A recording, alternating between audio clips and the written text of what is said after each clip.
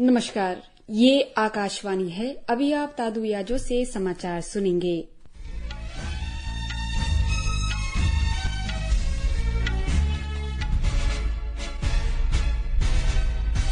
पहले मुख्य समाचार।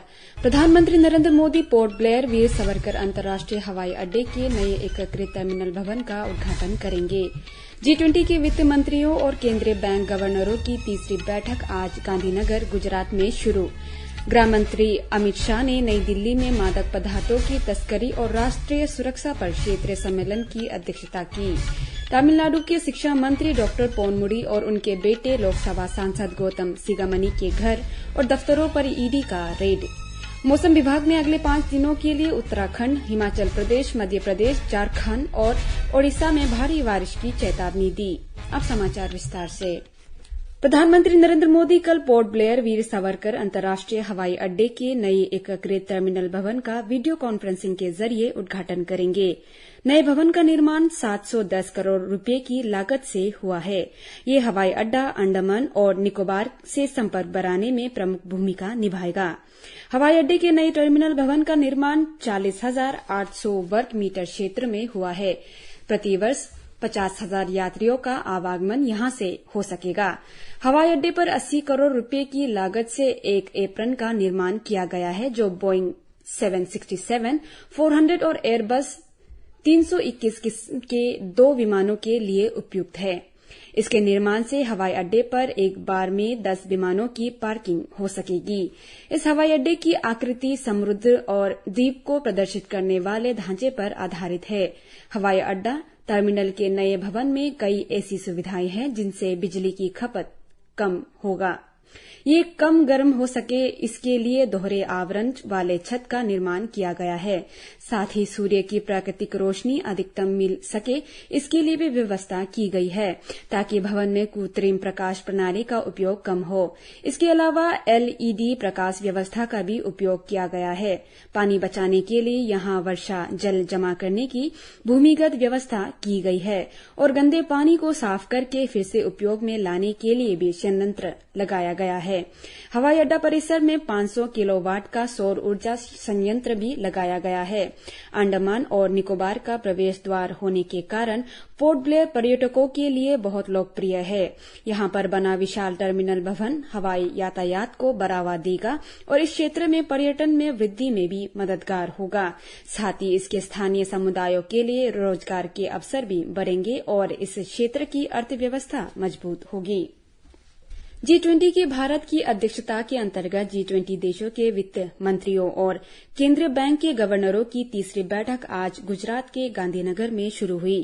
केंद्रीय वित्त और कॉरपोरेट कार्य मंत्री निर्मला सीतारमण और भारतीय रिजर्व बैंक के गवर्नर डॉक्टर शक्तिकांत दास संयुक्त रूप से बैठक की अध्यक्षता कर रहे हैं। उद्घाटन सत्र को संबोधित करते हुए श्रीमती सीतारमण ने सतत भविष्य सुनिश्चित करने के लिए ऊर्जा, सुरक्षा, जलवायु परिवर्तन तथा अन्य वैश्विक चुनौतियों से निपटने में आर्थिक सहयोग बढ़ाने का आह्वान किया। उन्होंने कहा है कि वैश्विक आर्थिक वृद्धि विषम और धीमी बनी हुई है, इसलिए स्थायी, संतुलित और समावेशी विकास सुनिश्चित करने के लिए अंतर्राष्ट्रीय स्तर पर समन्वित प्रयास करने होंगे।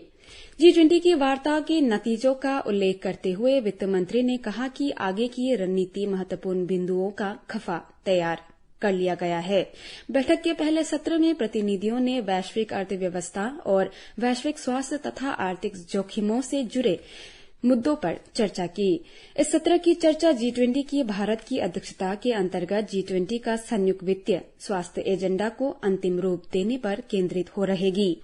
G20 सदस्य देशों के वित्त मंत्री और केंद्रीय बैंक के गवर्नर, आमंत्रित देश तथा अंतर्राष्ट्रीय संगठनों के प्रमुखों समेत लगभग 500 प्रतिनिधि बैठक में भाग ले रहे हैं। केंद्रीय गृह और सहकारिता मंत्री अमित शाह आज नई दिल्ली में मादक दवाई तस्करी और राष्ट्रीय सुरक्षा पर क्षेत्रीय सम्मेलन की अध्यक्षता कर रहे हैं। श्री शाह की उपस्थिति में देश के विभिन्न भागों में स्वपक नियंत्रण ब्यूरो द्वारा 1,44,000 किलोग्राम से अधिक मादक पदार्थ नष्ट किए जाएंगे। स्वपक नियंत्रण ब्यूरो NCB सभी राज्यों के मादक पदार्थ निरोधक कार्यबल के साथ समन्वय में ये कार्रवाई कर रहा है। सरकार ने भारत को मादक पदार्थों से मुक्त करने के लिए मादक पदार्थों को कतई बर्दाश्त नहीं करने की नीति नीति अपनाई है। पिछले साल 1 जून से इस वर्ष 15 जुलाई तक एनसीबी तथा राज्यों की क्षेत्रीय इकाइयों ने सामूहिक तौर पर तकरीबन 8,76,000 किलोग्राम मादक पदार्थ नष्ट किए हैं। ये तय लक्ष्य से 11 गुना अधिक है। इनका मूल्य लगभग 9,580 करोड़ रुपए है।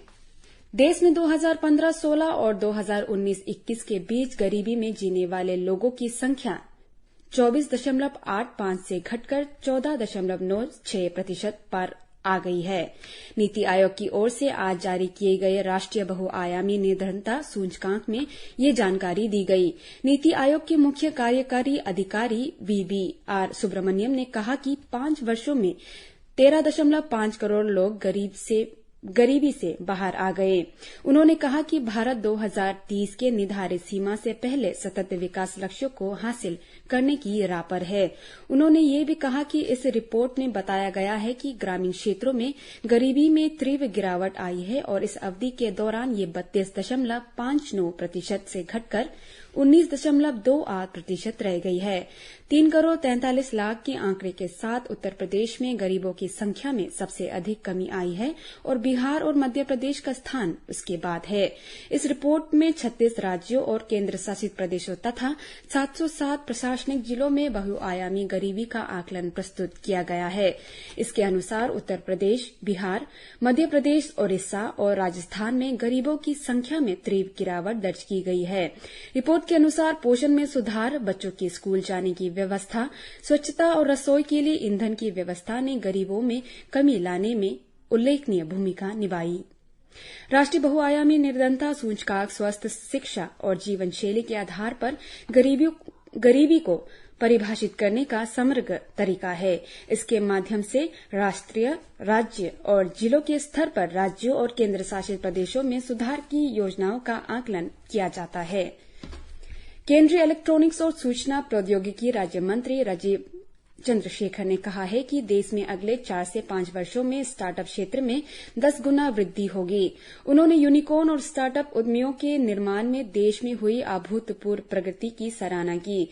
हैदराबाद में कल निवेशक स्टार्टअप सम्मेलन और 6ठे स्थापना दिवस को संबोधित करने पहुंचे श्री चंद्रशेखर ने कहा कि उन्हें पूर्ण विश्वास है कि अगले 4 से 5 वर्षों में भारत में यूनिकॉर्न की संख्या 108 से बढ़कर 10,000 तक पहुंच जाएगी। उन्होंने बताया कि भारत में अभी 1 लाख स्टार्टअप है और उनकी संख्या में 10 गुना वृद्धि होगी। श्री चंद्रशेखर ने कृत्रिम मेधा, वेब 3 और डीप टेक जैसे उभरते प्रौद्योगिकी क्षेत्रों में उद्यमियों से सफल प्रयत्नों का भी उल्लेख किया। उन्होंने कहा कि स्टार्टअप के लिए धन की उपलब्धता और समर्थन के साथ साथ उद्यमिता और नवाचार को बढ़ावा देने के लिए सरकार के प्रयास तीव्र विकास में योगदान करेंगे। श्री राजीव चंद्रशेखर ने कहा है कि 2014 में भारत का प्रौद्योगिकी परिदृश्य केवल सूचना प्रौद्योगिकी और उससे जुड़ी सेवाओं तक सीमित था। हालांकि तब से अब तक विभिन्न क्षेत्रों में अवसर उभर रहे हैं, विशेष रूप से डीप टेक, कृत्रिम मेधा, आंकड़ों पर आधारित अर्थव्यवस्था, सेमीकंडक्टर डिजाइन, माइक्रो इलेक्ट्रॉनिक्स और उच्च प्रदर्शन वाले कंप्यूटिंग के क्षेत्र में नए अवसर सामने आ रहे हैं। उन्होंने इस सम्मेलन में उद्योग जगत के दिग्गजों और युवा उद्यमियों से मुलाकात भी की। प्रवर्तन निदेशालय ने तमिलनाडु में राज्य के उच्च शिक्षा मंत्री डॉक्टर पोनमुडी और उनके बेटे लोकसभा सांसद गौतम सिगामणि के घर और दफ्तरों पर छापे मारे। ये छापे चेन्नई और विल्लुपुरम में 7 से अधिक जगहों पर मारे गए। 7 वर्ष पूर्व अवैध विदेशी लेन देन के मामले में की गई एक शिकायत के आधार पर ये छापे मारे गए। डॉक्टर पोनमुडी के विरुद्ध धन शोधन का मामला वर्ष 2007 और 2011 के बीच राज्य में खनन मंत्री रहते हुए उनकी कथित अनियमितताओं से जुड़ा हुआ है। उनके विरुद्ध खदान के लाइसेंस देने से जुड़े शर्तों के उल्लंघन का आरोप है, जिसके कारण सरकारी खजाने को 28 करोड़ रुपए का नुकसान हुआ है। मौसम विभाग ने उत्तराखंड और हिमाचल प्रदेश तथा मध्य प्रदेश, ओडिशा और झारखंड में अगले 5 दिनों में मूसलाधार बारिश की आशंका व्यक्त की है। मौसम विभाग ने कहा कि उत्तरी ओडिशा और उससे लगे पश्चिम बंगाल और झारखंड में गंगा की तहलती वाले क्षेत्रों में कम दबाव का क्षेत्र बना हुआ है, जिसके कारण देश में मध्यवर्ती और पूर्वी क्षेत्रों में भारी वर्षा हो सकती है। विभाग ने कहा कि कम दबाव के कारण मध्य प्रदेश, छत्तीसगढ़ और ओडिशा में आज और कल बहुत वर्षा होने का अनुमान है। इसी के साथ ये समाचार बुलेटिन समाप्त हुआ। नमस्कार।